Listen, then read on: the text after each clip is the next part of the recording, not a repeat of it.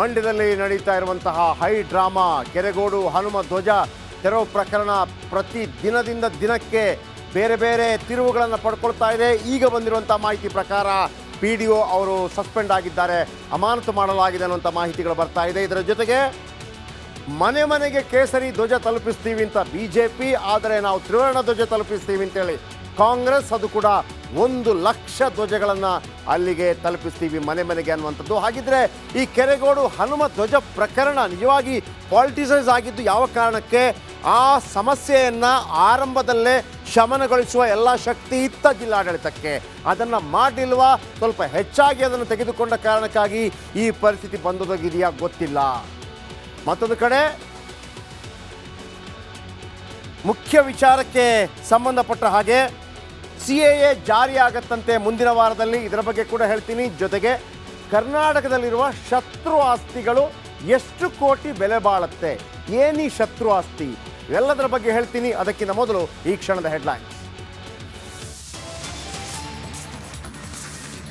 ಮಂಡ್ಯದಲ್ಲಿ ಹನುಮ ಧ್ವಜ ಸಂಘರ್ಷ, ಶಾಸಕ ಗಣಿಗ ರವಿ ಬ್ಯಾನರ್ ಹರಿದು ತೀವ್ರ ಆಕ್ರೋಶ, ಹೋರಾಟ ತೀವ್ರಗೊಳಿಸುವುದಾಗಿ HDK ಸಂದೇಶ.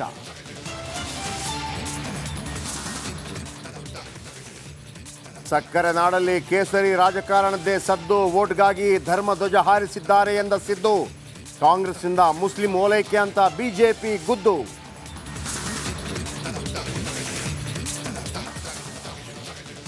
ಮತ್ತೊಂದು ಮಾಸ್ಟರ್ ಸ್ಟ್ರೋಕ್ಗೆ ಮೋದಿ ತಯಾರಿಯಂತೆ, ಮುಂದಿನ ವಾರವೇ CAA ಜಾರಿಯಂತೆ, ಇದು ಚುನಾವಣಾ ಗಿಮಿಕ್ ಅಂತ ಮಮತಾ ದೀದಿ ಸವಾರಿ.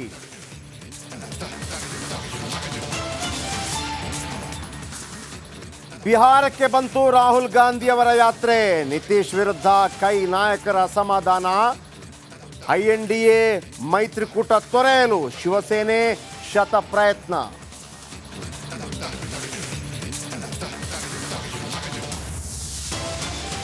ಭಾರತದಲ್ಲಿದೆಯಂತೆ 9,400 ಶತ್ರು ಆಸ್ತಿ, ಶೀಘ್ರವೇ ಕೇಂದ್ರ ಸರ್ಕಾರದಿಂದ ಜಪ್ತಿಯಂತೆ, ಹರಾಜು ಹಾಕಿದರೆ ಸಿಗಲಿದೆಯಂತೆ 1 ಲಕ್ಷ ಕೋಟಿ.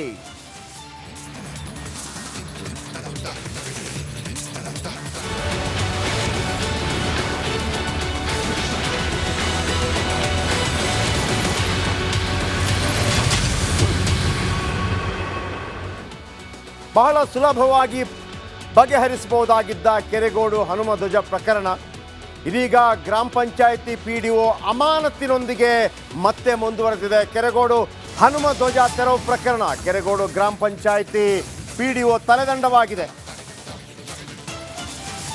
PDO ಜೀವನ್ ಅಮಾನತು ಮಾಡಿ ಆದೇಶ, ಜಿಲ್ಲಾ ಪಂಚಾಯಿತಿ ಕಾರ್ಯನಿರ್ವಹಣಾಧಿಕಾರಿ CEO ತನ್ವೀರ್ ಅವರು ಆದೇಶ ಕೊಟ್ಟಿದ್ದಾರೆ. PDO ಜೀವನ್ ಅಮಾನತು ಮಾಡಿ ಆದೇಶ, ಅದಕ್ಕೆ 5 ಕಾರಣಗಳನ್ನು ಕೂಡ ಕೊಟ್ಟಿದ್ದಾರೆ. ಜಿಲ್ಲಾ ಪಂಚಾಯಿತಿ CEO ತನ್ವೀರ್ ಈ ಕೂಡಲೇ PDO ಜೀವನ್ ಅವರನ್ನು ಅಮಾನತು ಮಾಡಿದ್ದಾರೆ. ಅದಕ್ಕೆ ಕಾರಣ ಕೂಡ ಕೊಟ್ಟಿದ್ದಾರೆ, 5 ಕಾರಣಗಳು. ಕಾರಣ ನಂಬರ್ 1, ಕೆರೆಗೋಡು ಗ್ರಾಮ ಪಂಚಾಯಿತಿ PDO ಧ್ವಜಸ್ತಂಭ ನಿರ್ಮಾಣಕ್ಕೆ ಅನುಮತಿ ನೀಡಿದ್ದಕ್ಕೆ ತಲೆದಂಡ, PDO ಜೀವನ್ ಅಮಾನತು ಮಾಡಿ ಆದೇಶ. ಇದು ಮತ್ತೆ ಉಲ್ಬಣಗೊಳ್ಳುವಂಥ ಸಾಧ್ಯತೆಗಳು ಕಂಡು ಬರ್ತಾ ಇದೆ. 5 ಕಾರಣ ಕೊಟ್ಟಿದ್ದಾರೆ. ಕಾರಣ ನಂಬರ್ 1 ನೋಡಿ, ಕೆರೆಗೋಡು ಗ್ರಾಮ ಪಂಚಾಯಿತಿ PDO ತಲೆದಂಡವಾಗಿದೆ. ಒಂದು ಸಣ್ಣ ವಿಚಾರ ಇಷ್ಟು ದೊಡ್ಡ ಕಿಡಿ ಹೊತ್ತಿಕೊಳ್ಳೋದಕ್ಕೆ ಜಿಲ್ಲಾಡಳಿತ ಅಸಮರ್ಥವಾಗಿದ್ದೇ ಕಾರಣ. ಯಾಕಂದರೆ ಯಾವಾಗ ಹೆಣ್ಣು ಮಕ್ಕಳು ಆ ಧ್ವಜವನ್ನು ಇಳಿಸುವಂಥ ಸಂದರ್ಭದಲ್ಲಿ ಕಣ್ಣೀರು ಹಾಕಿದ್ರು, ಯಾವಾಗ ಆ ಅಟ್ಟಣಿಗೆ ಎಲ್ಲ ಹಿಡ್ಕೊಂಡು ಮತ್ತೆ ಕಟ್ಟೋದಕ್ಕೆ ಶುರು ಮಾಡಿದ್ರು, ಆಗ ಜಿಲ್ಲಾಡಳಿತ ಅರ್ಥ ಮಾಡ್ಕೋಬೇಕಾಗಿತ್ತು ಇದು ಪಕ್ಷ, ಧರ್ಮ, ಊರು ಇವೆಲ್ಲವನ್ನು ಮೀರಿದಂಥ ಒಂದು ಭಾವನೆ ಅಂತ. ಯಾಕೆಂದರೆ ಅಲ್ಲಿ ಹೆಣ್ಣು ಮಕ್ಕಳು ಅಳ್ತಾ ಇದ್ರು, ನಾವು ಯಾವುದೇ ಕಾರಣಕ್ಕೆ ಅದನ್ನು ಇಳಿಸೋಕೆ ಬಿಡೋದಿಲ್ಲ ಅಂತ. 5 ಕಾರಣ ಕೊಟ್ಟಿದ್ದಾರೆ. ಗ್ರಾಮ ಪಂಚಾಯತ್ ಸ್ವತ್ತನ್ನು ಖಾಸಗಿಯವರಿಗೆ ನೀಡಲು ಅನುಮತಿ ಕೊಟ್ಟಿದ್ದು, ಗ್ರಾಮ ಪಂಚಾಯತಿ ಸ್ವತ್ತು ಅದನ್ನು ಖಾಸಗಿಯವರಿಗೆ ನೀಡಲಾಗಿದೆ ಅಂತ ನಂಬರ್ 1. ಕಾರಣ 2, ಧ್ವಜಸ್ತಂಭದಲ್ಲಿ ರಾಷ್ಟ್ರೀಯ ಧ್ವಜ ಹಾರಿಸಲು ಅನುಮತಿ ನೀಡಿದ್ದು. ಕಾರಣ 3, ರಾಷ್ಟ್ರಧ್ವಜದ ಬದಲು ಹನುಮ ಧ್ವಜ ಹಾರಿಸಲು ಅವಕಾಶ. ಕೊಟ್ಟಿದ್ದು. ಇನ್ನು ಹನುಮ ಧ್ವಜ ಹಾರಿಸಿದ್ರು ಯಾವುದೇ ಕ್ರಮ ಕೈಗೊಳ್ಳದಿರುವುದು, ಆಮೇಲೆ ಕೆರೆಗೋಡಲ್ಲಿ ನಡೆದ ಸಂಘರ್ಷಕ್ಕೆ ಪಿ ಡಿ ಒ ನೇರ ಕಾರಣ ಅಂಥೇಳಿ ಈಗೆಲ್ಲವೂ ಕೂಡ ಪಿ ಡಿ ಒ ತಲೆ ಮೇಲೆ ಹಾಕಿ ಪಿ ಡಿ ಒ ಕೆಲಸಕ್ಕೆ ಸಂಚಕಾರ ತಂದಿದ್ದಾರೆ. ಇದೀಗ ನಮ್ಮ ರಿಪೋರ್ಟರ್ ಆನಂದ್ ನಮ್ಮೊಂದಿಗೆ ಫೋನದಲ್ಲಿದ್ದಾರೆ. ಎಸ್ ಆನಂದ್, ಲೇಟೆಸ್ಟ್ ಅಪ್ಡೇಟ್ ಏನು? ಪಿ ಡಿ ಒ ತಲೆದಂಡವಾಗಿದೆ, ಕೊಟ್ಟಿರುವಂಥ ಕಾರಣ ಅಲ್ಲಿಯ ಸ್ಥಳೀಯರಿಗೆ ಗೊತ್ತಾಗಿದೆಯಾ, ಸಮಂಜಸವಾಗಿದೆಯಾ? ಅಲ್ಲಿಯ ಸ್ಥಳೀಯರದಕ್ಕೆ ಓಕೆ ಇದ್ದಾರಾ? ಯಾಕೆಂತಂದರೆ ಇದು ಸರ್ಕಾರದ ಕಾನೂನನ್ನು ಮೀರಿದಂಥ ಪ್ರಕರಣ ಅನ್ನುವ ರೀತಿಯಲ್ಲಿ ಅಲ್ಲಿ ದಾಖಲಾಗ್ತಾ ಇದೆ. ಯಾಕೆಂತಂದರೆ ಜನಗಳು ಕೂಡ ಭಾಗಿಯಾಗಿದ್ದಾರೆ, ರಾಜಕೀಯ ಪಕ್ಷಗಳನ್ನು ಹೊರತುಪಡಿಸಿ. ಈಗ ಪಿ ಡಿ ಒ ತಲೆದಂಡ, ಏನು ಅಪ್ಡೇಟ್? ಜಯಪ್ರಕಾಶ್ ಶೆಟ್ಟಿ ಏನು ಧ್ವಜ ಇಳಿಸಿದ ಪ್ರಕರಣ ತಾರಕಕ್ಕೇರ್ತಾ ಇದ್ದಂತೆ ಆಕ್ರೋಶ ಒಂದ್ ಕಡೆ ಆಗ್ತಾ ಇದ್ರೆ ಅದನ್ನ ಸಮರ್ಥಿಸ್ಕೊಳ್ಳೋ ನಿಟ್ಟಿನಲ್ಲಿ ಕಾಂಗ್ರೆಸ್ಸಿಗರು ಮುಂದಾಗಿದ್ದಾರೆ. ಏನು ಅದರಲ್ಲೂ ಕೂಡ ಇಲ್ಲಿ ಸ್ಥಳೀಯ ಶಾಸಕರಾಗಿರುವಂತ ರವಿಕುಮಾರ್ ಗಣಿಕ್ ಅವರು ಉದ್ದೇಶಪೂರ್ವಕವಾಗಿ ಆ ಒಂದು ಫ್ಲೆಕ್ಸ್ ಅನ್ನ ಅಂದ್ರೆ ಏನು ಧ್ವಜವನ್ನ ಇಳಿಸಿದ್ದಾರೆ ಅನ್ನೋ ಆರೋಪ ಕೇಳಬಂದಿತ್ತು. ಅವರನ್ನ ಸಮರ್ಥಿಸ್ಕೊಳ್ಳೋ ನಿಟ್ಟಿನಲ್ಲಿ ರಾಜ್ಯ ನಾಯಕರು ಕೂಡ ಅವರ ಪರವಾಗಿ ಬ್ಯಾಟ್ ಬೀಸ್ತಾ ಇರುವಂತದ್ದು. ಜಿಲ್ಲಾಡಳಿತ ಈ ಒಂದು ಕ್ರಮವನ್ನ ಕೈಗೊಂಡಿದೆ ಅಂತ ಹೇಳ್ತಾ ಇರುವಂತದ್ದು. ಅದ್ರ ಜೊತೆಗೆ ಏನು PDOನ ತಲೆದಂಡ ಮಾಡಿದ್ದಾರೆ ಅಂತಾನೆ ಹೇಳ್ಬೋದು. ಯಾಕಂದ್ರೆ ಇಬ್ಬರ ಜಗಳದಲ್ಲಿ ಕೂಸು ಬಡವಾಯ್ತು ಅನ್ನೋ ರೀತಿ PDOನ ತಲೆದಂಡ ಮಾಡಿರುವಂತದ್ದು. ಒಂದ್ ಕಡೆ ಈಗ ಗ್ರಾಮಸ್ಥರು ಯಾವ ರೀತಿ ರಿಯಾಕ್ಟ್ ಮಾಡ್ತಾರೆ ಅನ್ನೋದನ್ನ ಕಾದ್ ನೋಡ್ಬೇಕು. ಈಗಾಗ್ಲೇ ಒಂದಷ್ಟು ಕಾರಣಗಳನ್ನ ಕೊಟ್ಟು ಅವ್ರನ್ನ ಅಮಾನತು ಮಾಡಿದ್ದಾರೆ.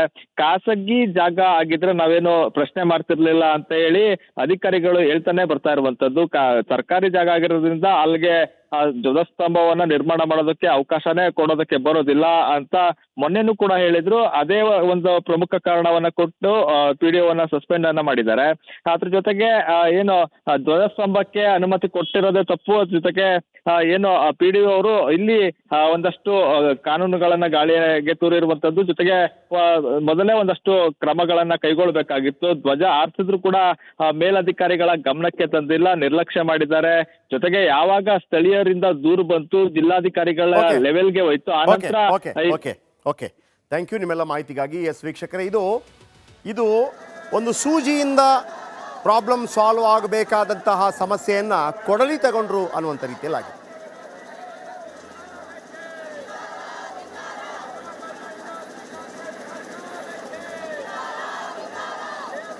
ನೋಡಿ, ಒಂದು ಸೂಜಿಯಿಂದ ಸಮಸ್ಯೆ ಬಗೆಹರಿಸಬಹುದಾಗಿತ್ತು, ಕೊಡಲಿ ತಗೊಂಡ್ರು ಅಂತ ಹೇಳಿ. ಯಾಕಂದರೆ ಅಲ್ಲಿದ್ದಂಥ ಧ್ವಜಸ್ತಂಭ ಏನಿದೆ, ಈ ಹಿಂದೆ ಸಣ್ಣ ಪುಟ್ಟದಿತ್ತು, ದೊಡ್ಡದಾಗಿ ಮಾಡ್ಕೊಳ್ಳೋಂಥ ಸಂದರ್ಭದಲ್ಲಿ ಧ್ವಜ ಹಾಕೋದಕ್ಕೆ ಒಂದು ಅನುಮತಿ ಕೊಡಬೇಕು ಅಂತೇಳಿ. ಧ್ವಜ ಹಾಕೋದಕ್ಕೆ ಹಂಗೆಲ್ಲ ಅನುಮತಿ ಕೊಡೋಕ್ಕಾಗಲ್ಲ, ನಿಮ್ಮ ಖಾಸಗಿಯಾಗಿ ಮಾಡ್ಕೊಳ್ಳೋಕೆ ಆಗತ್ತೆ. ಏನು ಮುಚ್ಚಳಿಕೆ ಬರ್ಕೊಟ್ರು, ಅದಕ್ಕಿಂತ ಮೊದಲು ಏನಾಗಿತ್ತು, ಇವತ್ತು ಏನಾಗಿದೆ ಬನ್ನಿ ನೋಡಿ. ಎಲ್ಲ ಕಡೆ ಹನುಮ ಧ್ವಜ ದಂಗಲ್. ಅಲ್ಲಿ ರವಿ ಗಣಿಗ ಅವರ ಫ್ಲೆಕ್ಸನ್ನು ಹರಿಯಲಾಗ್ತಾ ಇದೆ. ಮತ್ತೊಂದು ಕಡೆ ಫ್ಲೆಕ್ಸ್ಗೆ ಬೆಂಕಿ ಹಚ್ಚಿ ಆಕ್ರೋಶ, ಫ್ಲೆಕ್ಸ್ಗಳ ಮೇಲೆ ಕಲ್ಲು ತೂರಾಟ ಆಗ್ತಾ ಇದೆ.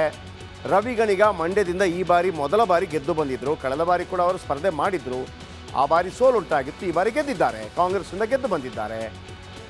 ಹಾಗೇನೇ ಈ ಕೆರೆಗೋಡ್ನ ಬೇರೆ ಬೇರೆ ಕಾರ್ಯಕ್ರಮಗಳು, ಆ ದೇವಸ್ಥಾನದ ಕಾರ್ಯಕ್ರಮಗಳಲ್ಲೂ ಕೂಡ ಭಾಗಿಯಾಗ್ತಾ ಇದ್ರು. ಆದರೆ ಯಾವಾಗ 22ನೇ ತಾರೀಕು, ಜನವರಿ 22ನೇ ತಾರೀಕು ರಾಮಲಲ್ಲಾನ ಮೂರ್ತಿ ಪ್ರತಿಷ್ಠಾಪನೆ ಆಯಿತು ಅಯೋಧ್ಯೆಯಲ್ಲಿ, ಆಗ ಇಲ್ಲಿ ಹನುಮ ಧ್ವಜ ಹಾರಿಸ್ತಾರೆ.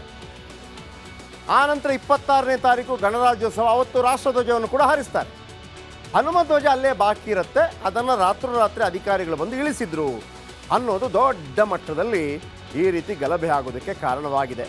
ಶಾಂತಿ ಸಭೆ ನಡೆಸಿ ಮಾಡಬಹುದಾಗಿತ್ತು, ಮಾಡಲಿಲ್ಲ. ನೋಡಿ, ಪಾದಯಾತ್ರೆಯಲ್ಲಿ ಹನುಮನ ಪಾದಯಾತ್ರೆ ಆಗಿದೆ. ಆಮೇಲೆ ಪ್ರತಿಭಟನಾಕಾರರು ಅಸ್ವಸ್ಥರಾಗಿದ್ದಾರೆ. ಬೈಕೆಲ್ಲ ಚೆಲ್ಲಾಪಿಲ್ಲಿ ಆಗಿದೆ. ಘಟನೆಯಲ್ಲಿ ರಾಮನ ಮೂರ್ತಿ ಇಟ್ಕೊಂಡು, ಹನುಮನ ಮೂರ್ತಿ ಇಟ್ಕೊಂಡು ಶ್ವಾನ ಒಂದು ಪಾಲ್ಗೊಂಡಿದೆ. ಆಮೇಲೆ ಕಾಂಗ್ರೆಸ್ ಫ್ಲೆಕ್ಸ್ಗೆ ಬೆಂಕಿ ಹಚ್ಚಲಾಗಿದೆ. ಅನೇಕ ಕಡೆ ಕಾಂಗ್ರೆಸ್ನ, ವಿಶೇಷವಾಗಿ ರವಿ ಗಣಿಗ ಇದ್ದ ಫ್ಲೆಕ್ಸ್ ತೆರವುಗೊಳಿಸಲಾಗಿದೆ.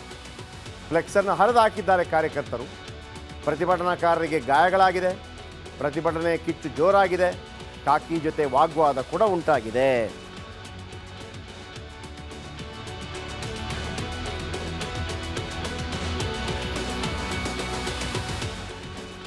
ಭಾಳ ಆಶ್ಚರ್ಯ ಏನಪ್ಪ ಅಂತಂದರೆ ಇವತ್ತು ಕುಮಾರಸ್ವಾಮಿ ಅವರು ಕೇಸರಿ ಶಾಲ್ ಫಸ್ಟ್ ಟೈಮ್ ಕೇಸರಿ ಶಾಲ್ ಧರಿಸಿ ಪ್ರತಿಭಟನೆಗೆ ಬಂದಿದ್ದರು. ಈ ಮಂಡ್ಯ ಜಿಲ್ಲೆ ಇದೆಯಲ್ಲ, ಮಂಡ್ಯ ಜಿಲ್ಲೆಯಲ್ಲಿ ಬಿ ಜೆ ಪಿಗೆ ಯಾವತ್ತೂ ಎಂಟ್ರಿ ಸಿಕ್ಕೇ ಇರಲಿಲ್ಲ. ಕೇರ್ಪೇಟೆ ಒಂದು ಬಿಟ್ಟರೆ, ಅಲ್ಲೊಂದು ಬಿಟ್ಟರೆ, ಯಾಕಂದರೆ ಏನು ಉಪಚುನಾವಣೆಯಲ್ಲಿ ಒಂದು ಕಡೆ ಬಿ ಜೆ ಪಿ ಗೆದ್ದಿದೆ ಬಿಟ್ಟರೆ ಬೇರೆ ಯಾವತ್ತೂ ಅಲ್ಲಿ ಗೆದ್ದ ಇತಿಹಾಸ ಇಲ್ಲ. ಅಲ್ಲಿ ಒಂದು ಜೆ ಡಿ ಎಸ್, ಒಂದು ಬಿ ಜೆ ಪಿ. ಕಳೆದ ಬಾರಿಯ ಚುನಾವಣೆಯಲ್ಲಿ 7ಕ್ಕೆ 7 ಜೆ ಡಿ ಎಸ್ ಗೆದ್ದಿತ್ತು. ಆ ಕಾರಣಕ್ಕಾಗಿ ನಿಖಿಲ್ ಕುಮಾರಸ್ವಾಮಿ ಅವ್ರನ್ನ ಕಣಕ್ಕಿಳಿಸಿದ್ರು. ಆದರೆ ಸುಮಲತಾ ಇದ್ದ ಕಾರಣಕ್ಕಾಗಿ ನಿಖಿಲ್ ಕುಮಾರಸ್ವಾಮಿ ಸೋತರು, ಸುಮಲತಾ ಗೆದ್ದರು. ಈ ಬಾರಿ ಜೆ ಡಿ ಎಸ್ಗೆ ಭಾಳ ದೊಡ್ಡ ಹೊಡೆತ ಉಂಟಾಗಿತ್ತು, ಕಾಂಗ್ರೆಸ್ ಜಯಬೇರಿ ಬಾರಿಸಿತ್ತು. ಹಾಗಾಗಿ ಇದೆಲ್ಲವೂ ಕೂಡ ಒಂದು ರೀತಿಯಲ್ಲಿ ಜೆ ಡಿ ಎಸ್ ಭದ್ರಕೋಟೆ, ಒಕ್ಕಲಿಗರ ಭದ್ರಕೋಟೆ ಆಗಿರೋ ಕಾರಣಕ್ಕಾಗಿ ಕುಮಾರಸ್ವಾಮಿ ಅವರ ಏನು ಎಂಟ್ರಿ ಭಾಳ ಇಂಪಾರ್ಟೆಂಟ್ ಆಗಿರುತ್ತೆ.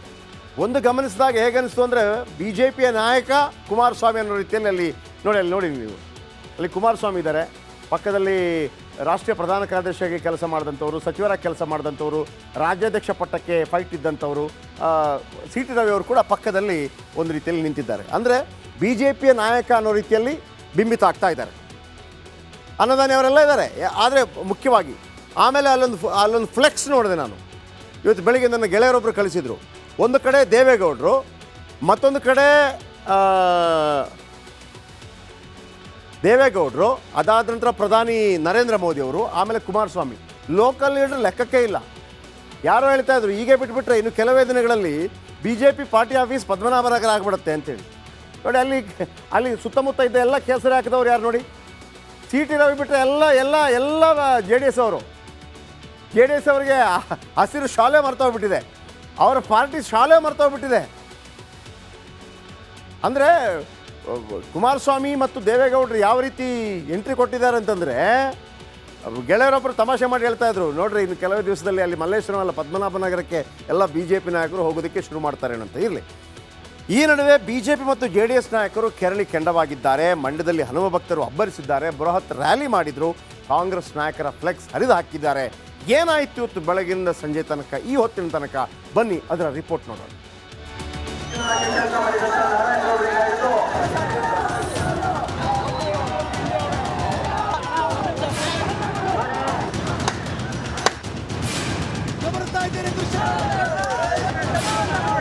ಮಂಡ್ಯದ ಕೆರೆಗೋಡಿನಲ್ಲಿ ಹನುಮಧ್ವಜ ತೆರವುಗೊಳಿಸಿದ ಪ್ರಕರಣ ಬಿಜೆಪಿ ಜೆಡಿಎಸ್ ನಾಯಕರನ್ನ ಕೆರಳಿಸಿದೆ. ಉಭಯ ಪಕ್ಷಗಳ ನಾಯಕರ ನೇತೃತ್ವದಲ್ಲಿ ಹನುಮ ಭಕ್ತರು ಕೆರೆಗೋಡಿನಿಂದ ಮಂಡ್ಯದವರೆಗೆ ಬೃಹತ್ ಪಾದಯಾತ್ರೆ ನಡೆಸಿದ್ರು. ಪೊಲೀಸರ ಬಿಗಿ ಭದ್ರತೆ ನಡುವೆಯೂ ಆಕ್ರೋಶ ವ್ಯಕ್ತಪಡಿಸಿದ್ದಾರೆ.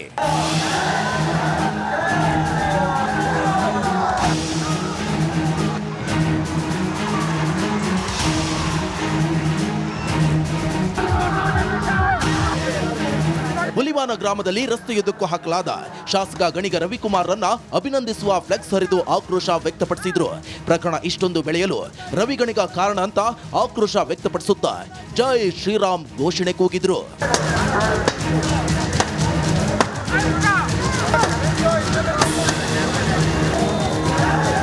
ಮಂಡ್ಯದ ಕಾಳಿಕಾಂಬ ದೇವಾಲಯದ ಬಳಿ ಹಾಕಲಾಗಿರುವ ಶಾಸಕ ರವಿ ಗಣಿಗ ಅವರ ಫ್ಲೆಕ್ಸ್ಗಳಿಗೆ ಟಾರ್ಪಾಲ್ ಮುಚ್ಚಿ ಪೊಲೀಸರು ರಕ್ಷಣೆ ನೀಡಿದ್ರು. ಈ ವೇಳೆ ಪೊಲೀಸರು ಮತ್ತು ಪಾದಯಾತ್ರಿಗಳ ನಡುವೆ ಭಾರೀ ನೂಕಾಟ, ತಳ್ಳಾಟ ನಡೆಯಿತು. ಈ ಒಂದು ಫ್ಲೆಕ್ಸ್ ಅನ್ನ ಹರಿದು ತೆಗೆದಿದ್ದಾರೆ. ಇದು ಮಂಡ್ಯದಲ್ಲಿ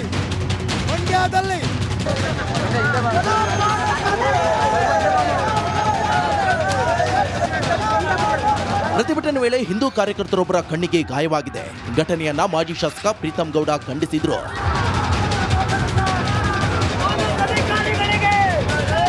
ಹನುಮಧ್ವಜ ತೆರವು ಖಂಡಿಸಿ ಬಿಜೆಪಿ ಕರೆ ನೀಡಿದ ಪ್ರತಿಭಟನೆಗೆ ಜೆಡಿಎಸ್ ಕೂಡ ಕೈಜೋಡಿಸಿದೆ. ಮಾಜಿ ಮುಖ್ಯಮಂತ್ರಿ ಎಚ್ ಡಿ ಕುಮಾರಸ್ವಾಮಿ ಕೂಡ ಪ್ರತಿಭಟನೆಯಲ್ಲಿ ಭಾಗಿಯಾಗಿದ್ರು. ಕಾರ್ಯಕರ್ತರೊಬ್ಬರು ಜೀಪ್ ಹತ್ತಿ ಕುಮಾರಸ್ವಾಮಿಗೆ ಕೇಸರಿ ಶಾಲು ಹಾಕಿದ್ರು. ನಿನ್ನೆ ದಿನ ಒಂದು ಲಾಠಿ ಚಾರ್ಜ್ ಆಯಿತು, ಇವತ್ತು ಇನ್ನೊಂದು ಲಾಠಿ ಚಾರ್ಜ್ ಮಾಡಿ ಕೆಲವರು ಕಣ್ಣು ಗುಡ್ಡೆ ಹೋಗಿದೆ. ಆ ಕಣ್ಣು ಉಳಿದಿರೋದೇ ಹೆಚ್ಚು, ಇವತ್ತು ಕೆಲವರು ಕಾಲು ಮುರಿದಿದೆ. ಇಂಥ ಅವಶ್ಯಕತೆ ಇತ್ತ ಸರ್ಕಾರಕ್ಕೆ? ಈಗ ನಾನು ಅದನ್ನೇ ಕೇಳೋದು, ನಿಮ್ಮ ಕೋರ್ಟ್ನ ಆದೇಶದ ಮೇಲೆ ಫ್ಲೆಕ್ಸ್ಗಳನ್ನು ಹಾಕೋಕ್ಕೆ ಅನುಮತಿ ಬೇಕು ಅಲ್ವೇ? ಈಗ ಧ್ವಜಸ್ತಂಭದಲ್ಲಿ ಹನುಮಾನ್ ಧ್ವಜ ಇದನ್ನು ಹಾಕಿದ್ದಾರೆ ಅಂತೇಳಿ ಬಾವುಟ ಹಾಕಿದ್ರು ಅಂತೇಳಿ ತೆಗೆದ್ರಲ್ಲ, ಇವತ್ತು ರಸ್ತೆ ಒಳಗೆ ಹಾಕೊಂಡಿದ್ದೀರಲ್ಲ ಇಲ್ಲಿ ಮಹಾನ್ ನಾಯಕರುಗಳದ್ದು ಫೋಟೋಗಳು, ಯಾವನು ಪರ್ಮಿಷನ್ ಕೊಟ್ಟಿದ್ದಾನೆ? ಬೆಂಗಳೂರಿನ ಮೈಸೂರು ಬ್ಯಾಂಕ್ ವೃತ್ತದಲ್ಲೂ ಪ್ರತಿಪಕ್ಷ ನಾಯಕ ಆರ್ ಅಶೋಕ್ ನೇತೃತ್ವದಲ್ಲಿ ಪ್ರತಿಭಟನೆ ನಡೆಯುತ್ತಿದ್ದು ಪ್ರತಿಭಟನೆ ವೇಳೆ ಭಾರಿ ಹೈ ಡ್ರಾಮಾ ಕಂಡುಬಂದಿತ್ತು.